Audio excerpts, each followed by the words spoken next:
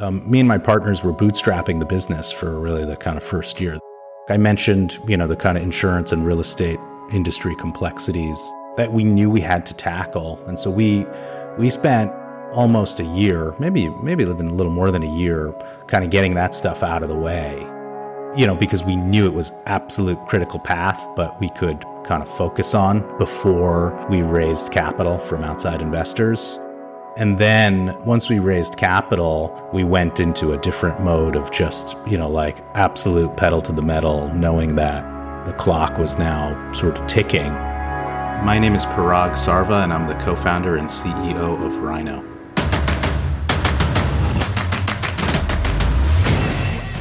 This is Code Story, the podcast bringing you interviews with tech visionaries who share in the critical moments of what it takes to change an industry and build and lead a team that has your back.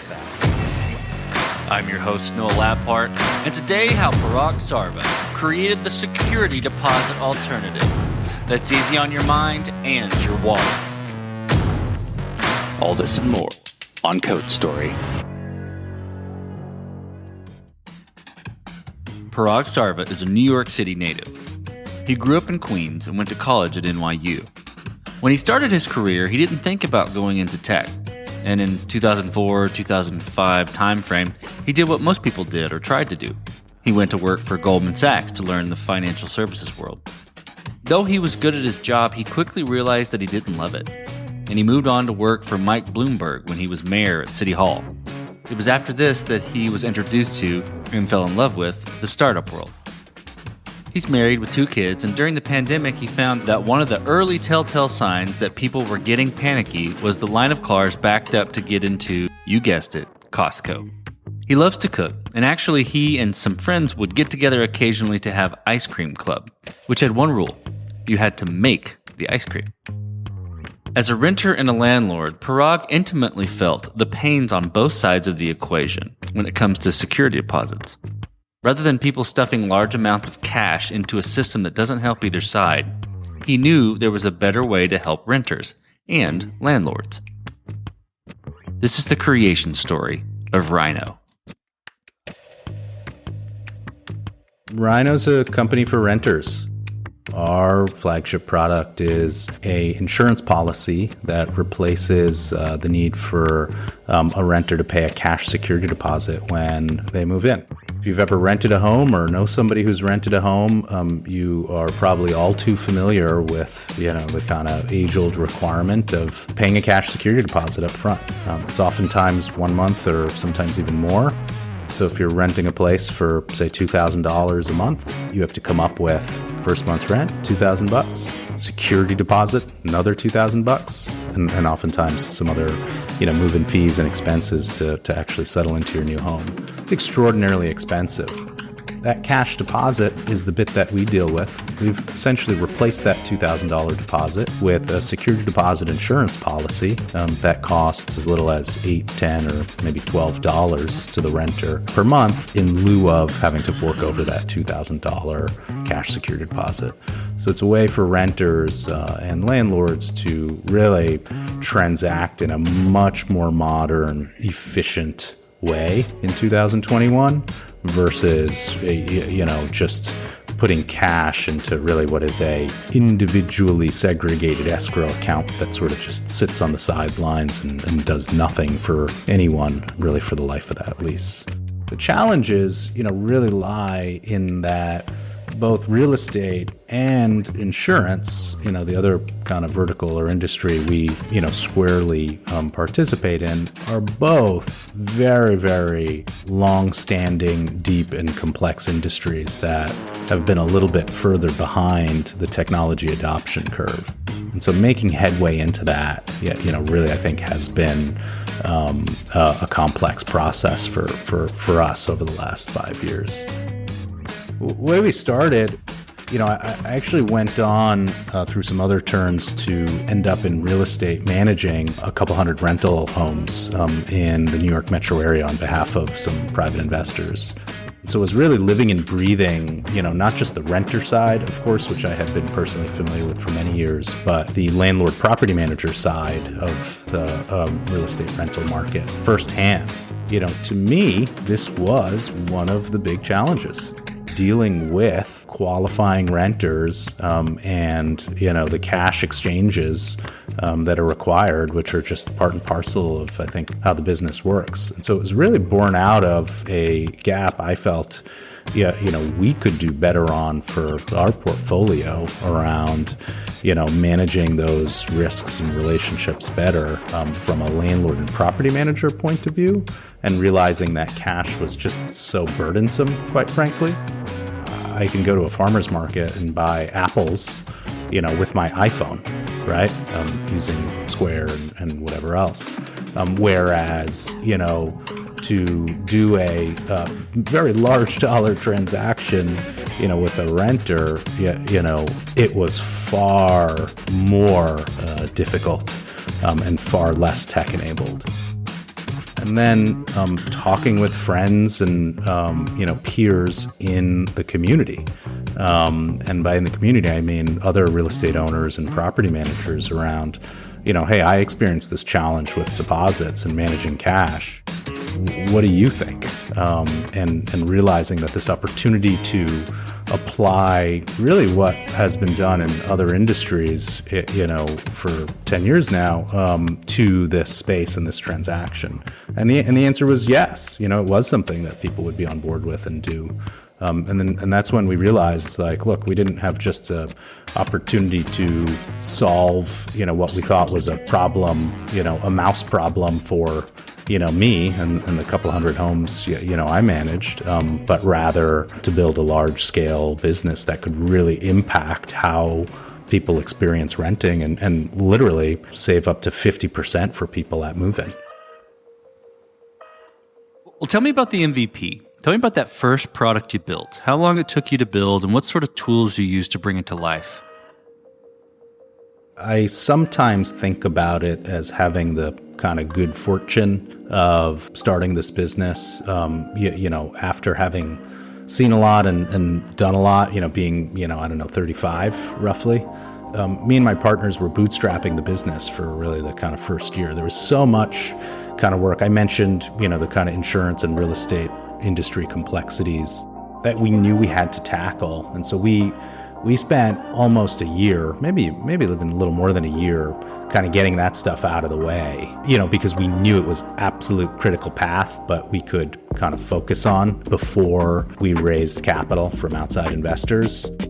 We kind of very much had the business set up, or the early days set up, as to before and after fundraise. So we did as much as we could to identify our insurance partners, identify our first customers, and all that before, actually building an insurance product. It's a sort of complex, regulated, insurance policy that we wrote from scratch. And then once we raised capital, we went into a different mode of just, absolute pedal to the metal, knowing that the clock was now sort of ticking. There would be lots of pressures and measurements of, performance from that point forward. Brian Woods, who's, one of my business partners and our CTO. So Brian was one of the most talented engineers I'd ever worked with, who became a friend of mine because we both worked for this online dating startup many years ago. He was instrumental in helping us kind of think about how to build an MVP product. And so we had a mad dash over 90 days from roughly May 2017 to, late August 2017, where we built an entire product experience from front to back with Brian as our one and only full-time engineer and CTO, and an offshore engineering team that was a large team of freelancers that he managed maniacally to deliver our first transactions beginning August 2017. We were able to do that because of, the sort of trust and teamwork that we had for having, a team with pre-existing relationships, but also just really leveraging a lean framework to ship something as fast as possible. In those early days, you talked about, utilizing that lean framework and shipping fast. And you have to go through, to make that happen, you have to go through certain processes to make decisions and trade-offs about, what you're going to cut in the short term or what you're going to build in the short term, and, what you're going to accept from a product/technical depth standpoint. So tell me about some of those decisions and trade-offs in particular and how you coped with those. I mean, those early days, I think it was really around prioritizing sort of what, the minimum was from a customer experience perspective that we would feel good about delivering in the market. And that meant that renters needed a 100% digital experience to understand and purchase and buy security deposit insurance nearly instantaneously, right? Nearly instantly. It was a short sign-up flow that still, roughly remains, today, that lets a renter purchase security deposit insurance in under a minute. If you're used to a typical insurance underwriting review, quote, bind, approval, and payment process, it may feel like why shouldn't it be a minute? But I'll tell you, that's not how, for 100 plus years, the insurance world, has been working. I think fortunately we've seen lots and lots of innovation to bring some of the more, kind of typical mainstream products like homeowners or auto or, those types of products to a similar kind of instant quote and bind process. But when you're kind of building a brand new category of insurance, security deposit insurance, that was, a major task from things on the front end that service renters, right, and that customers deal with up front to, our landlord partners that are also instrumental to understanding and need to understand and receive documentation about sort of what the policy is and all that stuff. And then also, a whole bunch of regulatory requirements on the back end. And so I share that because that's really kind of one of the things where we, sort of chopped it up and said, like, look, which parts of this do we need to do today? And which parts can we kind of think about or worry about or iterate on later?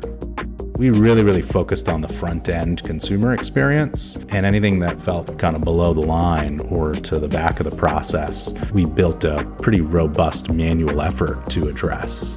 That still tends to be how we think about, solving problems, is like, what is the right way to allocate resources today in a, kind of resource constraint, budget conscious, priority driven way, and understanding what those trade-offs are on, product and eng versus, other teams and efforts and types of, efficiencies or lack thereof that may come from those decisions.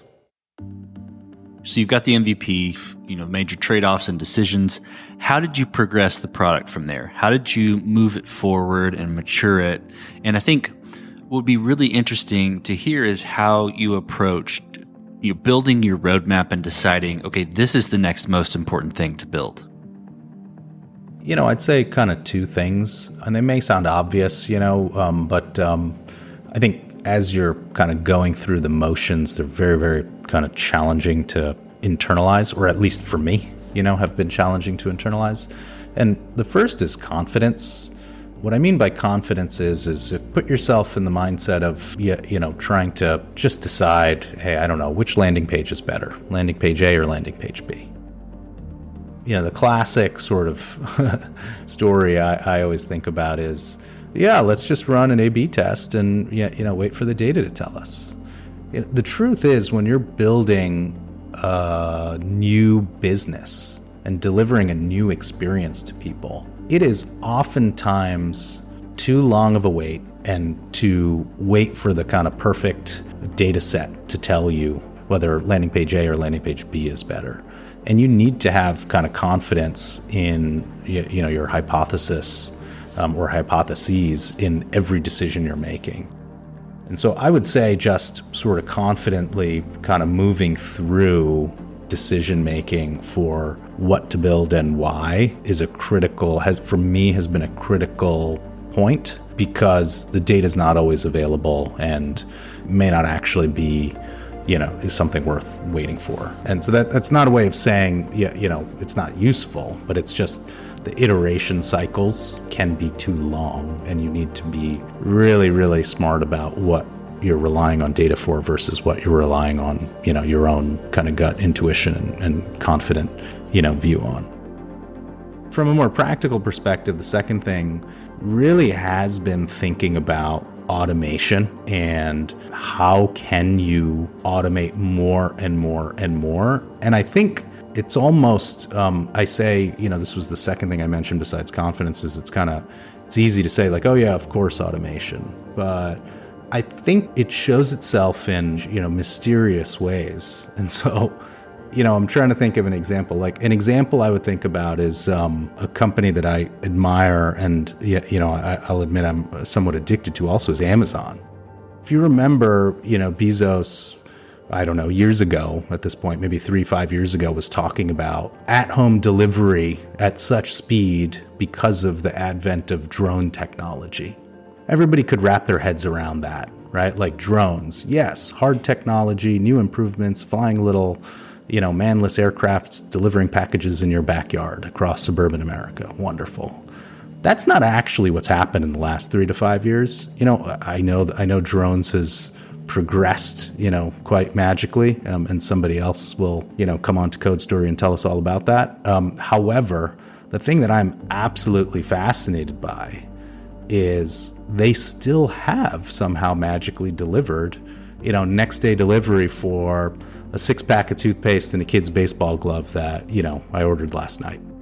Right? And it's through an amazing amount of workflow automation and technology that's gone into what is a massive operations and logistics question and challenge. And that is how I think about, some of the success of Amazon. It's not in a headline, spaceship taking off from Earth kind of problem solving with technology, but there's many, many ways to get at, the answer if you really apply automation and some of these other things as broadly or as efficiently as you can possibly think about them. Let's switch to team. So tell me how you went about building your team. And what did you look for in those people to indicate that they were the winning horses to join you? I think there's probably two things that it comes down to. I'd say this is kind of the most challenging part of building a company because you very quickly realize, or I very quickly realized, I should say, despite any talents, that I had or my business partners had, we were only a team of, 3, 4, or 5, at the beginning. But in order to impact the kind of change and scale, that we wanted, I very quickly learned that my marginal contribution, would be greatly diminished in terms of a 1 out of 5, 1 out of 10, 1 out of 50, perspective. And so we're, about 225 people today, 225 rhinos across the country. I think it comes down to two things and trying to really kind of suss these out. One is trust. The second is, understanding gaps in yourself and in the team and in the kind of organizational design, what those gaps are and solving for them. With respect to trust, I think that's where really it lets you as a leader or as, a company executive start to let go a bit of needing to be, or for me, needing to be involved in kind of every decision day to day or week to week or month to month. And, with each of the teams and each of the business processes and really having confidence in others and their abilities and in their decision-making ability to drive things forward in a way that you would like to be driven forward. And I think then it really kind of ties into that second point around understanding the gaps. Better than driving things forward the way that you would like it to be driven forward is the ability for folks to make decisions that are literally just smarter, better, faster, than things you would have done. I don't think that really comes from, or I should say, I think that it really does come from, for me, a sort of root or attempt to understand, what my own skills are and what the gaps I have are around those skills and those of our team. And so we often kind of talk about, our management team today is, 8 folks. this is the team that's going to win the game.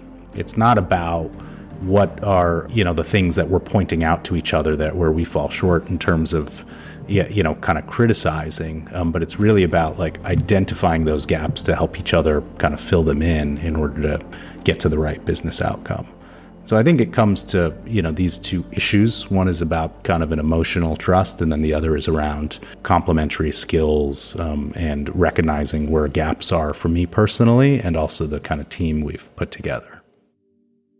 This episode is sponsored by Vanta. You're a startup founder. Finding product market fit is probably your number one priority. But to land bigger customers, you also need security compliance. And obtaining your SOC 2 or ISO 27001 certification can open those big doors. But they take time and energy pulling you away from building and shipping. And that's where Vanta comes in. Vanta is the all-in-one compliance solution helping startups like yours get audit ready and build a strong security foundation quickly and painlessly. How, you ask? Vanta automates the manual security tasks that slow you down, helping you streamline your audit. And the platform connects you with trusted VCSOs to build your program, auditors to get you through audits quickly, and a marketplace for essentials like pen testing. Join over 8,000 companies, including many Y Combinator and Techstars startups who trust Vanta. Simplify compliance and get $1,000 off at vanta.com/codestory. That's VANTA.com/codestory. This episode is sponsored by Kinsta. Between juggling client meetings, managing your website, and keeping up with everyday tasks, who has the time to stress out about website security? Well, with Kinsta, the technical stuff is taken care of, so you can focus on what you do best. Kinsta provides managed hosting for WordPress, offering lightning-fast load times, top-tier security, and unmatched human-only customer support. Whether you're a business owner, web developer, or running a digital agency, Kinsta makes managing your website easy and efficient. Kinsta provides enterprise-grade security, being one of the few hosting providers for WordPress with SOC 2 and other certifications, guaranteeing the highest level of security for your website. Thanks to their unlimited free expert-led migrations, Kinsta ensures a smooth transition for you from other hosting providers. Customers have reported 200% faster load times post-migration to their platform. What I find cool about Kinsta is their fast and reliable customer service and premium features that are included at no extra cost. Ready to experience Kinsta's hosting for yourself? Get your first month free when you sign up at kinsta.com today. That's KINSTA.com. Well, then let's switch to scalability. So, did you build this to scale efficiently from day one, or have you been fighting this as you've been growing? I think it's a constant battle. I'd love to understand what it looks like to build something to scale from the starting point. Because to me, it's a little bit at odds with the sort of level of prioritization or what I feel kind of focus that we've needed to kind of just get to the next gate. In order for us to kind of really maniacally focus, for example, in those first kind of 90 days on shipping a customer experience that would resonate and land with both renters and landlords using our product, that meant there were a whole host of things that we had to ignore up front. And I think that kind of attention and focus is critical to giving it our all, for each phase of the business and prioritizing and reprioritizing almost daily, in the fight, and creates some byproducts of, oh man, this thing, is not scaling efficiently. Last summer, for example, we were talking about COVID-19 a little bit. It was really, really interesting. We had this very, very clear view before COVID-19 really kind of set on the US. So think kind of February 2020, that because of the nature of our business, we partner with landlords and property managers and educate them on, the benefits of accepting security deposit insurance with Rhino, up front, that we knew, kind of in the winter, right, February 2020, that the summer leasing season was going to be just an absolutely sort of crushing volume for us, given all of the new relationships we put into place over the past kind of 3 to 6 months. And then we kind of were forced, because of the pandemic, to sit on our hands a little bit. And we just watched it happen. actually. It was interesting because it didn't show up in exactly the same way we thought it would. And if you remember, there was a very uneven set of impacts across the country, through 2020, and especially those early days. But our business, doubled, tripled, and so on. And we were just sort of sitting in our hands, kind of thinking about what should we invest in? Should we invest more in people? Should we be building better processes to support scale? Or is it all just going to be for nothing? Is it, just going to kind of be totally flat for the rest of the year? And that was a really interesting kind of moment, because even now looking back, I'm not sure what the right call would have been, or if we made the right call, but we definitely were not set up for scale yet, last summer. And thankfully, obviously, we muscled through it, and the team did a phenomenal job responding to, the volume we started receiving that summer. And we've kind of come clear out the other side. But it was a pretty stressful time for us. Well, as you step out on the balcony and you look across all that you've built, what are you most proud of? The first is I'm still happy and in love with my job, and for me, the reason I've kind of had all these different kind of stops in my career was just kind of not really feeling like it was it. Thankfully now, I have been building this business for longer than I've done anything else, in the almost kind of 20 years that I've been working professionally. And so that's a very, very good kind of rewarding feeling to know that I'm kind of heading on the right track personally for myself.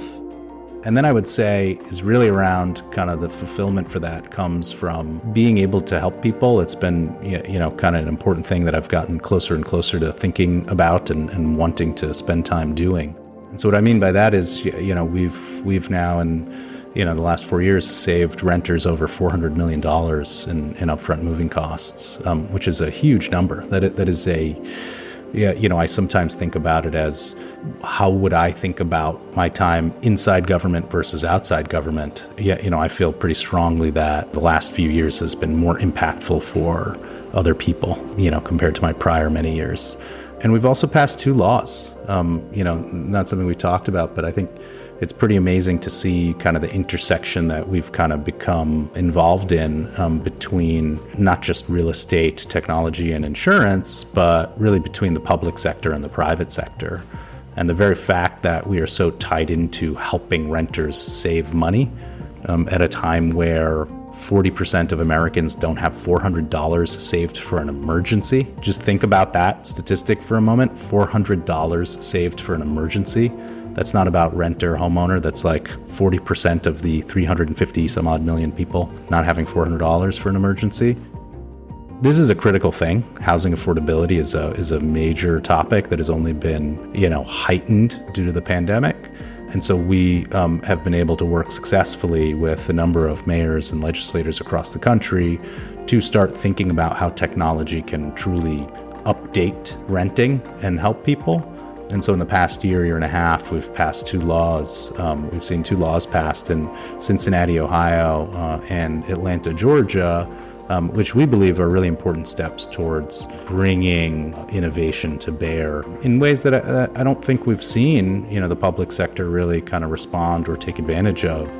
So specifically those 2 laws, it's called the Renter's Choice Law, which gives renters options at move-in. So instead of just having to plunk down, what often feels like your life savings when you're signing a lease for your next home, you have a couple other options. One of them is you can pay in installments, typically, or you can buy insurance. And so for me, it's really just a way of introducing more and more education and awareness for, choices that should be made available for, every renter in the country. Well, let's flip the script a little bit. So tell me about a mistake you made and how you and your team responded to it. I often think about myself as, quite frankly, a pretty dry B2B guy, I think that shows up in all sorts of ways, and kind of choices that I've made or continue to make. And I think that early on, I was absolutely sort of shocked and surprised to see what the response was like from renters when we first kind of hit the market in August 2017. It started by, renters emailing us, because at the time, we were really only available by email to renters. Now, of course, we're smarter than that, and phone and live chat, and any way you want to find us, you can find us. But we would get renters writing in stories about just what the cash savings meant to them. I got to say, it's some of the most emotional stories about families that, suddenly were afforded this opportunity to save $1,200 at move-in, which meant, they could repurpose that money and spend it on, other needed household expenses or savings or education or travel or investing. And the stories just kind of kept coming in and in. And that's when, I realized we had made a mistake in thinking about the business and as really like a services business for the real estate market. And really that if you kind of zoom out and take a step back, the entire rental marketplace is driven by those 110 million renters. They're the ones who are paying for everything, so to speak, right? And so what we realized was the future of renting would really be defined by what the experience and value is of those 110 million renters, and aligning, not just ourselves, but with owners and property managers and other, sort of folks in the space that really understand that was a very fundamentally different kind of thing for us.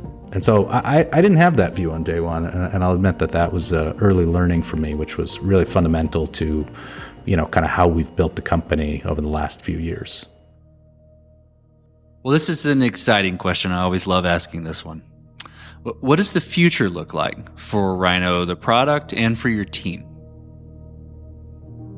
Oh, that's an easy one. It's deposit free. I think I'm looking forward to 5 years from now where 110 million renters rent by default with deposit insurance, and cash becomes the exception. I think more broadly speaking, I think just as we've seen a transformation in supply chain logistics that lets you get that toothpaste and baseball glove 18 hours after you order it delivered to your doorstep, there are going to be a host of developments and changes that really deliver renters a much more seamless leasing and moving experience that just gives them more of what they deserve: transparency and a customer-driven process, and recognition that my view is the future of urban America, and certainly kind of the way cities are playing out, is renting is more and more going to become the norm, just broadly speaking.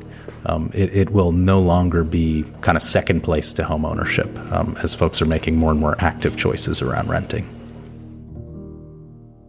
Well, let's switch to you, Paraag. Who influences the way that you work? Name a CEO, a CTO, an architect, really any person. Name a person you look up to and why. I don't think I ever really had a good answer for this type of question until very, very recently. I think it may sound a bit hokey, but I think it really is my parents, my mother and my father.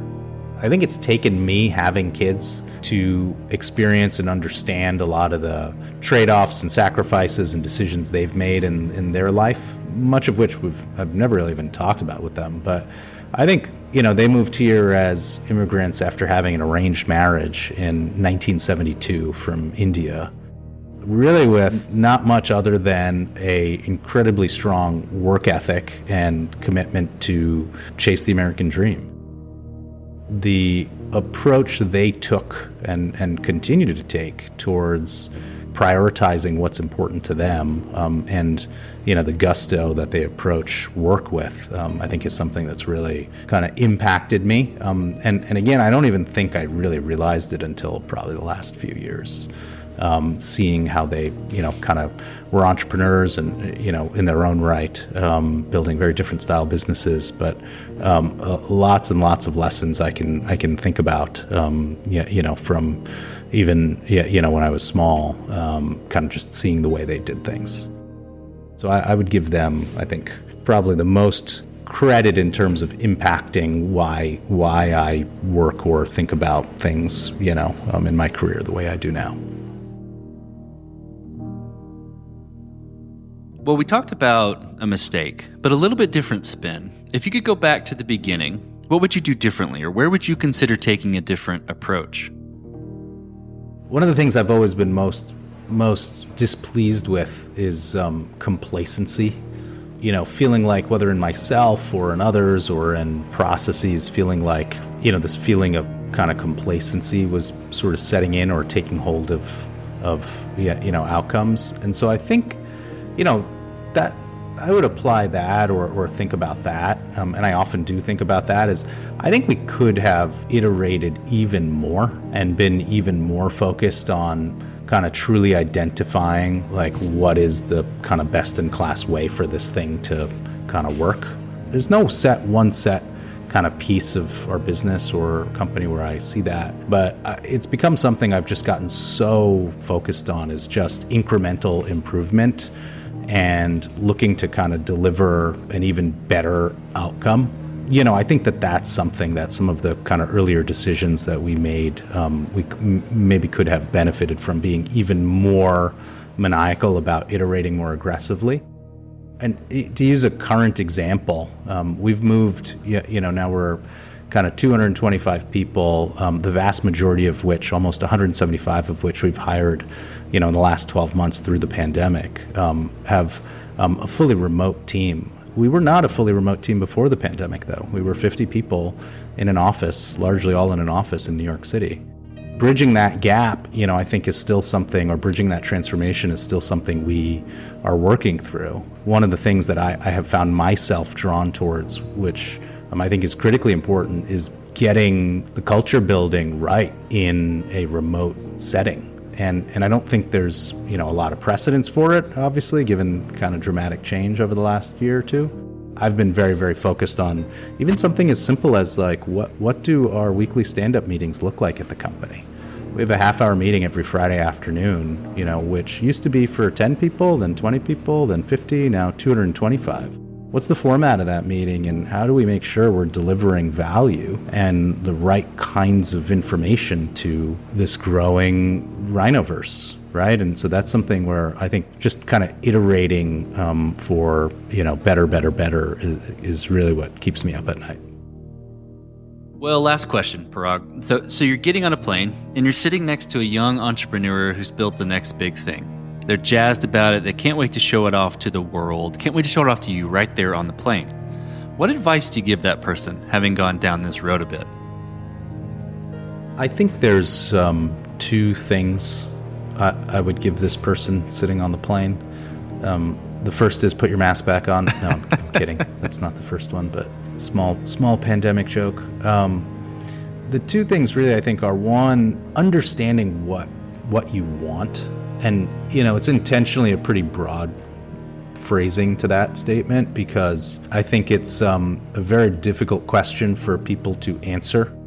What I have seen is as you kind of start scaling and having success and hitting milestones, there's more and more options that become available. And and this is really the important part, there are more and more people who will try to influence and align you with what they want as if it's something you want.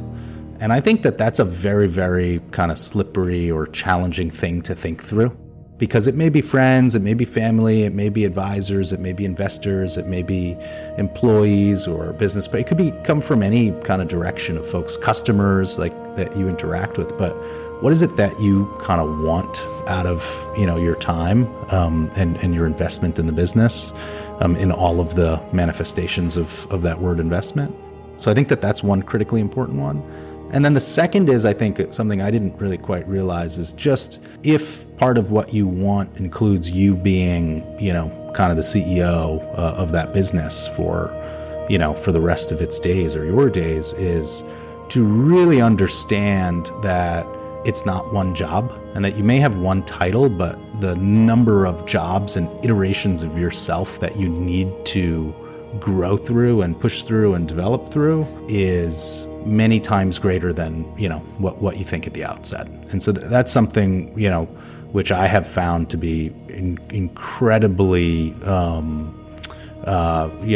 true and requires a lot of effort and energy to kind of reinvent almost your working style or, the version of the CEO essentially, in order to give the company what it needs to kind of get to that next place. And so just being conscious of that and knowing it's not all, hugs and kisses, I think is, incredibly important. Well, that's fantastic advice.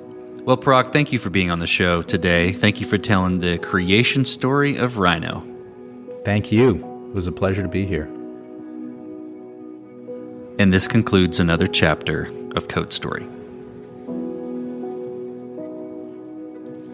Code Story is hosted and produced by Noah Labhart. Be sure to subscribe on Apple Podcasts, Spotify, or the podcasting app of your choice. Support the show on patreon.com/codestory for just $5 to $10 a month. And when you get a chance, leave us a review. Both things help us out tremendously. And thanks again for listening.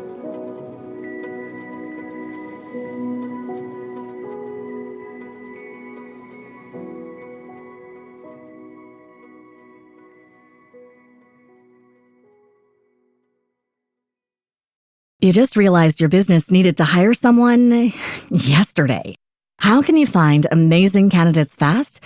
Easy. Just use Indeed. Stop struggling to get your job post seen on other job sites. With Indeed sponsored jobs, your post jumps to the top of the page for your relevant candidates, so you can reach the people you want faster. According to Indeed data, sponsored jobs posted directly on Indeed have 45% more applications than non-sponsored jobs. Don't wait any longer. Speed up your hiring right now with Indeed. And listeners of this show will get a $75 sponsored job credit to get your jobs more visibility at Indeed.com/PODKATZ12. Just go to Indeed.com/PODKATZ12 right now and support our show by saying you heard about Indeed on this podcast. Terms and conditions apply. Hiring? Indeed is all you need.